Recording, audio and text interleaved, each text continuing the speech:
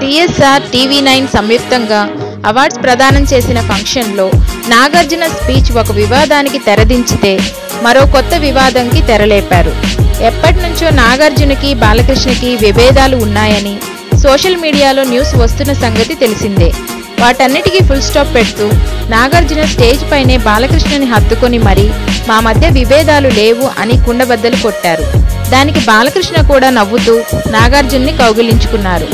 ఇక కొత్త వివాదం ఏంటంటే నాగార్జున స్పీచ్ మొదలు పెడుతూ నేను చెప్పాలనుకున్నది అంతా ఒక పేపర్ మీద రాసుకొని జేబులో పెట్టుకున్నాను, కానీ అదంతా మోహన్ బాబు గారు ముందే చెప్పేశారు అంటూ మోహన్ బాబు జేబు దొంగ అని చిరంజీవి వైపు చూసి సరదాగా అన్నారు. చిరంజీవి అందుకు స్పందిస్తూ కన్ను కొట్టారు. అప్పుడు మోహన్ బాబు నాగార్జున దగ్గర మైక్ లాక్కుని నిన్ను బాలకృష్ణని టచ్ చేయను, ఎందుకంటే అది ఎన్టీఆర్ ఏఎన్ఆర్ల మీద ఉన్న గౌరవమే, నా గురించి మాట్లాడేటప్పుడు జాగ్రత్త అని నవ్వుతూనే అనేశారు. దానికి నాగార్జున మొహం నల్లగా పెట్టేశారు.